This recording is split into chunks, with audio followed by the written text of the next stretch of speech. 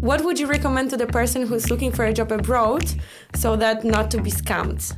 Is it super important for me to know the language of the country I'm going to? Of course, like if a company is asking you to pay, hey, beware. What are the red flags on LinkedIn? Finding a job is a job itself already. Thinking about working abroad but don't know where to start? Looking for the job that will match your language skills? You're in a perfect place because today I'm going to be talking with Donato from Europe Language Jobs. That is the platform for multilingual job opportunities across Europe. Today we're going to be talking about how to look for the job, how to improve your CV, and how is it to live as an expat in Barcelona. So don't miss out, stay with us, because this episode is going to be full of valuable tips you don't want to miss. So hello Donato, I'm Julia from Camino, Barcelona. Nice to meet you. Nice to meet you too. Thank you for having me. Welcome to the show. I'm going to hit you with the first question. So I want to ask you how to start looking for a job abroad in general. So should we, when sending the CVs, when preparing them, should we focus on a specific market, industry, or more on the specific country?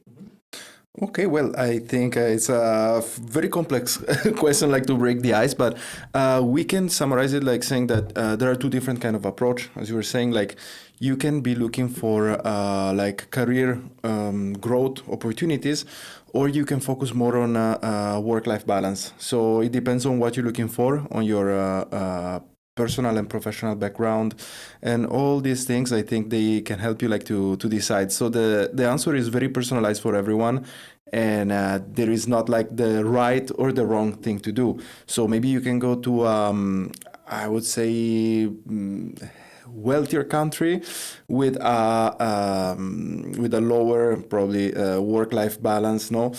Or you can go somewhere else where you can enjoy more life and you can get as well like a very valuable like personal experience, no, like in terms of like personal growth. So yeah, so it really depends on your priorities. Your priorities, what you're looking for in your life, like in this specific moment. Okay, perfect. Thank you for this answer. And when preparing a CV, because I think that nowadays a lot of people think that just sending a CV or preparing the CV, applying online is important. But don't we forget about networking? What do you think about this? And do you think it's an important part of applying for a job abroad? Well, I think that most, I don't want to say something like very inaccurate, but I think that most of like the people landing on jobs, like it's by word of mouth and by networking. So I would not underestimate the power of this.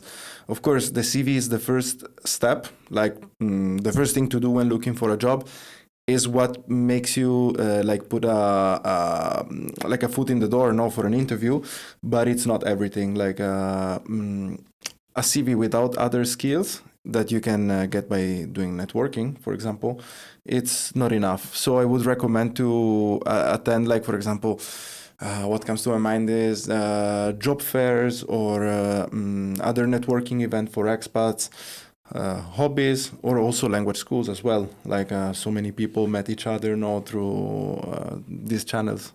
Yeah, and so where to start as a person like this? Like, for example, I'm super new to this. I've never done networking. What would you recommend me?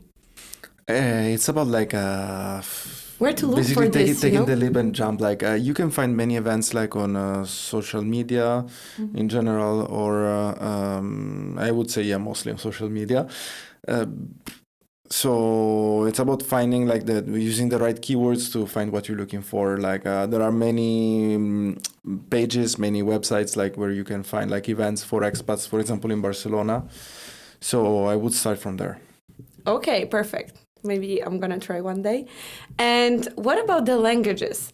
If, for example, I want to apply to Germany, France, or Spain, is it super important for me to know the language of the country I'm going to, or Italy, because you're from Italy, right? Or is it possible to find a job with just an English language? What do you think about that?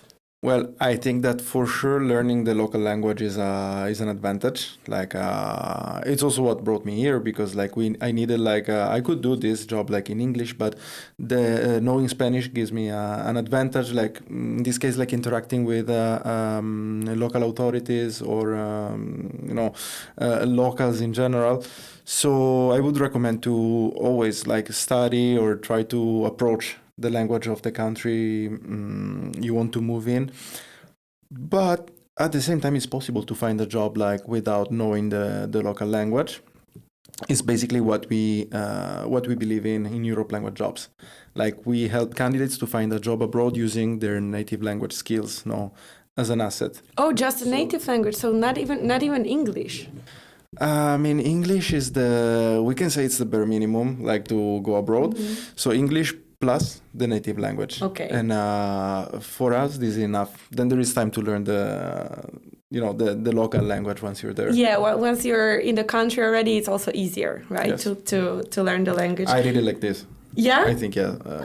I did it like this as well. I came to Barcelona first and then I started learning Spanish. No, but actually I started learning Spanish, like I did like few classes before moving to Spain, but without the full immersion, it was not enough. Like when I arrived here, I realized that I couldn't actually hold a full conversation with someone, and it took me like a few months. But for sure, being in the country and studying the language gives a big advantage, no, in terms of how quickly you can catch up, no. Yes, because you are also exposed to this language, right? So when I came here, even coming to the bank, they didn't speak English, and my Spanish wasn't that good, but I had to do something, So yeah, I agree that this is very important. And what about the red flags when looking for a job? Like, do you know about some very common scams?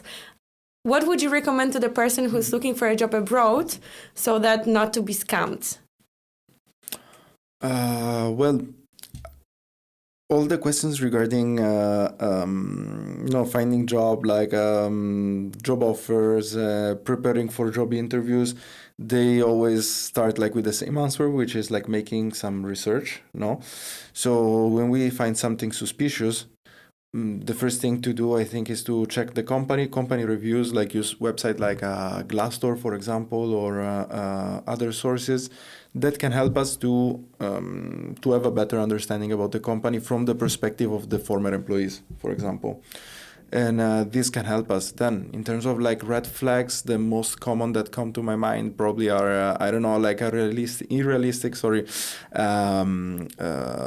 demands from the company, like during the selection process, like very long selection processes, like 5-6 interviews for small companies are a bit of a red flag. Like they can tell us something also about the decision-making process of the company. Then request of payments upfront. Of course, like if a company is asking you to pay, like, hey, beware. Like it happened to me, like as well, like in my personal experience. Like before coming here, I remember when I started, like looking for a job, I was still in Italy. I went through so many scams, pyramid schemes, stuff like that. Like and so there's a lot normal, of it in Spain. Not only Spain, I think everywhere. Everywhere, like we can say that every country, like at the end, like you can because find the same things. I think in Poland, for example, it doesn't happen a lot. No. But it depends on a certain target of people, like people with no much experience that are approaching like the job market and might find this people are looking for an opportunity, and they need to believe a bit. It requires some faith at the beginning, before finding like a good place. But it's also important for our personal growth. Like now that I went through certain things, and I know by experience is the best teacher. Yeah. So unfortunately, sometimes it's okay, like to make some mistakes, and to fall for these scams. If we can avoid it, is by making some research. Yeah, what doesn't kill you makes you stronger, yeah, as right. they say. Yeah. So if you're thinking about working abroad, check out the platforms like Europe Language Jobs. And if you want to find a job in Spain, you can come to Camino Barcelona and do the free trial day so that you can boost your job opportunities. And now I'm going to move to another question that is about visa requirements, because we also work with this. With the Spanish languages, but we know that a lot of people are struggling with the visa requirements and that some company helps with it and some don't. So a big concern for job seekers are the visa requirements. So what is the best approach? What do you think? Can we ask on the first interview about this? Yes. as a candidate, I would not hide it because it doesn't help in any way. Like there are companies that are able to sponsor the visa and company that don't do it. So it's better not to waste each other's times, like for us as candidates and for also the company, like we can say the recruiter and the company's perspective. So as a recruiter, I always say like before, like when we do the first screening call, I specify like which are the requirements and what we can do in this sense, like to help the candidate if we can do something. Then it's true that it's not always specified in the job descriptions, but sometimes I see that in the screening questions, many companies they ask about like the visa. So Okay. the only advice is like don't lie. Don't lie. Yeah, No, but how can we find the companies that will help us with visa or sponsor the visa? Well, I will try with companies, like with corporates, because usually they have the resources to sustain the visa process and to support it. Okay. That's a good tip because I know a lot of people that are looking for jobs abroad, but the visa matters are complicated, hard, and they can be also expensive. I know. Then I wish I could help more with experience, but it's not our main focus because what we do is a bit like different. Now we do jobs in Europe for basically European, so we take advantage a bit of the Schengen area. That makes it easier for candidates to relocate and to go abroad. Then it's true, there is always like some paperwork to do when you go to another country. But yes, I would say that's it. Amazing. Thank you very much. And if you could choose any country in the world to work in and to live in, which country would it be? Let us know in the comments. So now it's the very interesting part because I want to ask you a little bit about CVs. Mm-hmm. You're a recruiter, so you know probably the topic very, very well. So I know that a good CV is crucial, right? To have a good CV because this is what we start with. And like besides of networking that we talked about, but what are the biggest mistakes you see in the CVs?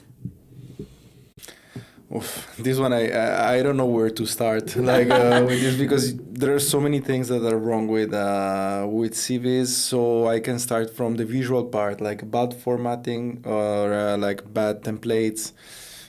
Use of colors that are not like matching. I don't know, for example, like black like a text over blue like a background. You see a lot of like very bad things in this sense. Then in terms of like content itself, like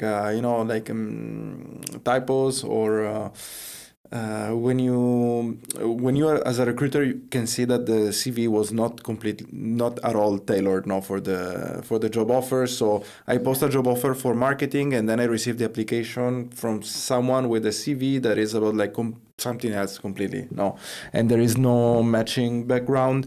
And you're wondering like why this person even would apply to this company, right? Yes, but then the I would say that the cherry on top is basically. That there is a section of the CV like the about me, we can call it. Yeah.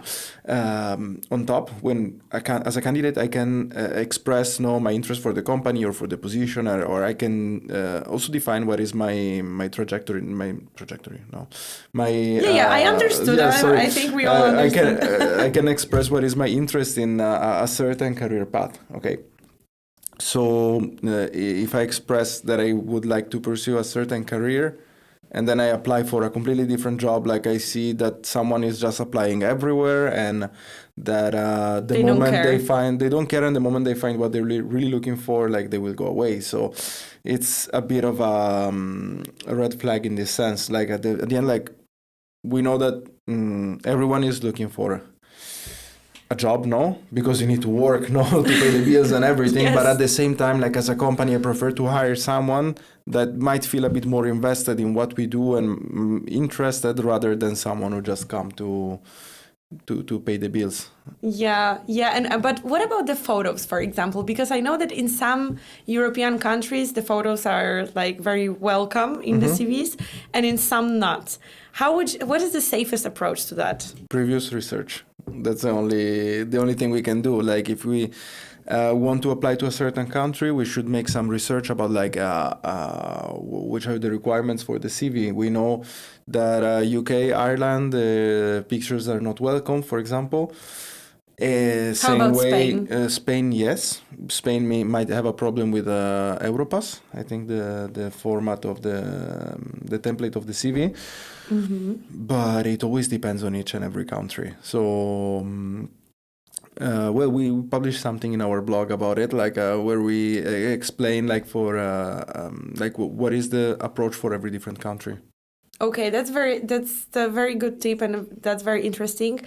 I can just say from my experience that in Poland, the photos are very welcome.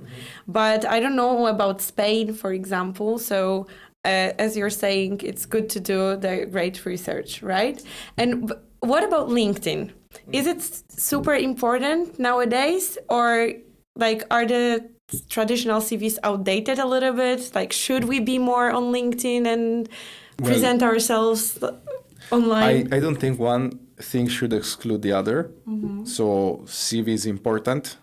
It's important to do it well. Presence on LinkedIn, it's important as well. Like sometimes it happened to me like to see some red flags on LinkedIn as well. So the quality of the content that we share, the quality of the comments also that we make, because surely it helps to be active on LinkedIn and to interact with the right audience. Then it's true that LinkedIn has become like more and more, I don't know how to say it, but the quality of some contents, like it's really Bad? It's bad. But you also said about the red flags on LinkedIn. What are the red flags on LinkedIn? For example, okay, LinkedIn is for professional purpose. Yeah, So of course. my perspective to leave politics out of LinkedIn, unless it's not like strictly related to something that can affect the economy. But making like a rage bait on LinkedIn, I think there are other platforms for that. Yeah. LinkedIn should be like to post about like our professional interest, no, and should be a place where we share like a useful knowledge. But sometimes it's just to brag about something we did, or yeah, but the politics, yeah, I agree. It should be totally out of LinkedIn, you know. It's not the good environment for that. Yeah, it's like people flirting on LinkedIn. Like I've heard about those situations, actually. I have a friend that was like very active on LinkedIn because she was looking for a job, and she got like 3 messages, like guys trying to hit on her on LinkedIn. This is insane, right? And what would you say about cover letters? Are they still on top? Do recruiters really read them? And should we always add them to our application? Or is it a waste of time?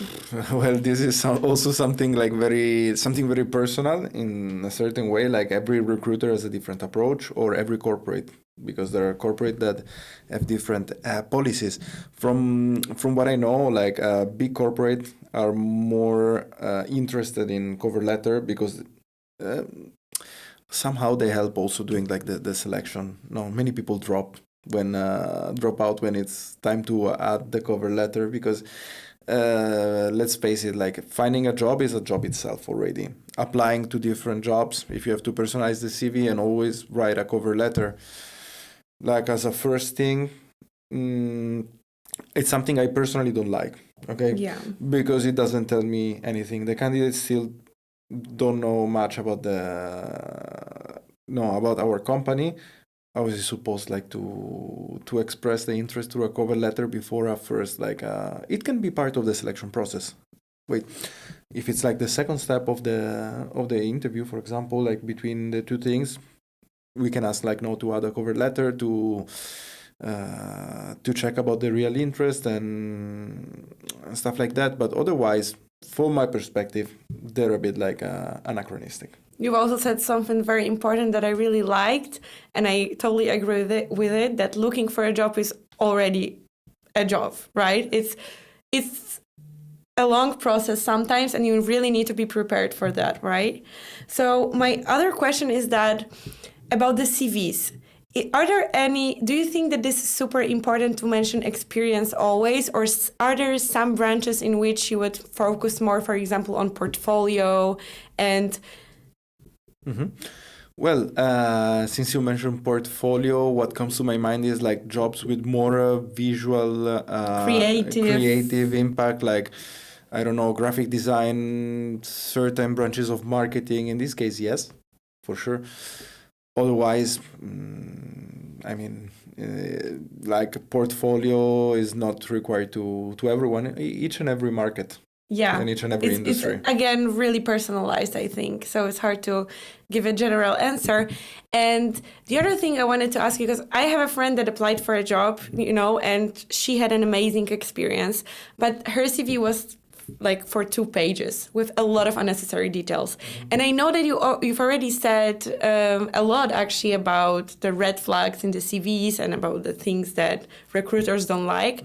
But what do you think about the content of the CV? Like, is it worth to mention all the experience you have, or is it better to just mention like super important stuff and make it as short as possible?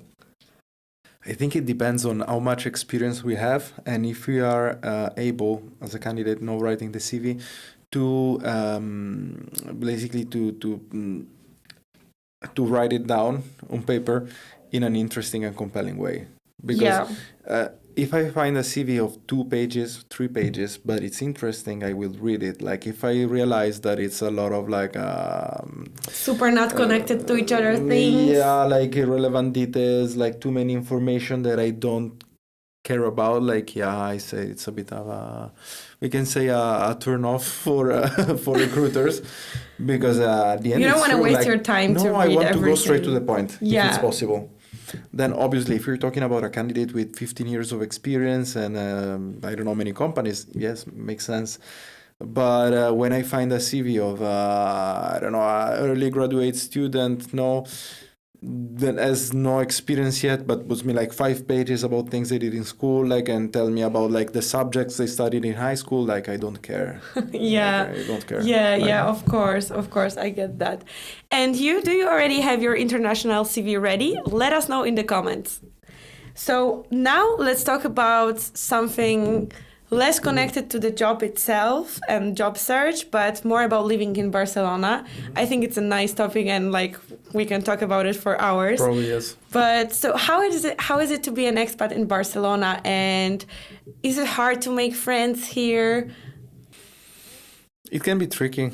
Like if you tell me more about it. If you don't look in the right places, yes. I can tell you about my personal experience.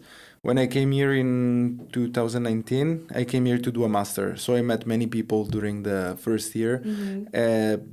But other people come here like for work, and sometimes it's not easy to connect the same way like as when we were students. This is the example I can give. So fortunately, Barcelona offers a very wide range of different activities we can do after work. So there are like hobbies, groups for networking, like sports, music, events, a lot of places where we can actually look for new acquaintances, new friends. Yeah, and what do you think about the communities here? Like, do you think that Barcelona has a lot of international communities, or is it more local? No. I know the answer to this question, but maybe not everybody does. I know. Okay, that's right. Well, there is a community of locals. They're here, for sure. We don't really interact with. I've never met them. Each other. If you have any contact, let me know. I have a couple of Catalan Do you friends. know some Catalan people? Yes. But of course, like it also makes sense. Like they live here, they grew up here, born and raised, and they see people coming and going, like always. And this is also something a bit of a struggle for us expats that have been here for a longer time. I was saying I've been here for 5 years. I've seen many people coming, many people leaving. A lot of goodbyes, right? A lot of goodbyes. And it's true that Barcelona is a chapter for many. It's not for everyone. And I think as a city, it's a place that can offer, as I was saying, like everything. But at the same time, we need to know what we are looking for before coming here, because it can be tricky. Like not everything is fun and gold. Like there are some, Yeah, there some are some aspects. cons. Yes. Definitely. And how do you feel about making friends in Barcelona in the sense of, is it easier for you to make friends with Italians than with like maybe not even just get to know those people, but to like form deeper relationships? You know that I never had a group of Italians here. Like Really? since I came here, no. Because I wanted to merge more with the international environment, so I didn't want to make like my own little Italy. Well, A lot of until people a say certain that, point. they come here to meet international like people from all over the world. Yes. They don't want to make friends from their country, and a lot of them end up having deeper relationships from people from their country. I can't explain it. It happened to me as well. When I started, I came here to learn Spanish in Camino, actually, and I met there a lot of international people because like there are people from all over the world, but I ended up having deeper relationships with people from Poland that I met here. But I don't know how it happened and how it worked. So but you were saying also about that some people are coming here for work, so there are a lot of events to attend, to meet people. And let's talk a little bit about work-life balance in Spain, because like it's very popular that here the siestas are very long and the lunch breaks are very long. No? No, I don't think so. Like not in this part of Spain, at least. Not in Barcelona. No, Barcelona. I think it's a bit more like a bubble. No, in Spain, I think it's more European city than Spanish somehow. Not talking about like the identity of the city, but the fact that we have so many expats and the tech industry is very strong here. So it goes with another rhythm. Like probably it's not like, I don't want to generalize and say Andalusia, but probably it's not as cultural, like connected to the siesta and to these other, we can say, habits. Yeah, I don't know people either that like have super long siestas at work or something like that. We have 30 minutes lunch break here. Us too. And we leave at 5. So I would say the work-life balance is very good under this perspective. We're in the city center, no, and at 5 we still have a long part of the afternoon to enjoy, which allow us to do activities and stuff. Yeah. Thank you so much for this conversation and for a lot of nice and interesting things that you've said. So to sum up this conversation, what would be the final advice if you were to give like one general advice for a person looking for a job abroad? What would it be? Be prepared. No, that's a great one. No, I agree. No, I mean, advices before coming here, I for sure would recommend to, as I was saying, like to be prepared, but I mean like to study, which are the, the aspects of living in Barcelona, like check the rental, the salaries, like see if it's actually what you as a candidate are looking for. Oh, so about salaries, how to make the good research before looking for a job, like, because we are talking about different countries, so we don't know what to expect. How to do the good research to know what to expect, and like when the recruiter will ask us how much we want to earn, what do we say? I mean, those are all information that we can find online. So I would say like to check. ChatGPT? I mean, I don't really rely on ChatGPT, but I would organize the research checking other websites. Like, I don't know, I already mentioned Glassdoor, for example, which gives us an insight about like the salary for specific position in the company. Then we can have also other like other data about like in general, like what is the average salary for a marketing manager or a sales specialist. So those are information we can actually find. Okay, perfect. Thank you very much. Because talking about salaries is super hard, at least for me, I think, and for a lot of people. I know. That's a very fragile topic. And you as a recruiter, what do you think about people being brave about the perfect candidate for you? What would they say about, how would they answer the question of how much do you want to earn? Well, What do you think when they say like I don't know or like I'm open? no, usually I don't ask about the salary range because I prefer to disclose what we intend to offer as a company, like for I the love it. candidates. So I already know what I can offer, and I go straight for it. Like then if it's not a match, it's okay. Like we have to. It's better to get to it like in the first screening interview rather than at the end of the selection process. So we wasted a lot of time to find that there was no match. But I know it's not like this for every company. Some companies have more, we can say, flexible salary ranges. So as a candidate, I appreciate when they ask about a range. Okay, so I can tell them it's between this number and this number. According to experience, you will not negotiate it now with me, but later on with the management. So I mean, this is my approach. I don't think there is anything like bad in asking about salaries because it's our right to know what we or to express at least what we can settle for. But I think it's okay. Okay, thank you so much. You answered all my questions. And if you guys have any more questions or you want to share something, let us know in comments. We'll try to answer as many as possible. If you like this episode, please leave us a like, a comment, and subscribe because we have more interviews with experts coming soon. So if you're serious about looking for a job abroad, check out the Europe language jobs. And if you want to find a job in Spain, come to Camino Barcelona for the free trial day and see how it is to learn Spanish, how is it to live in Barcelona, meet international people, and also get a full immersion into Spanish culture. Thank you very much for today's episode and see you soon. Hasta luego.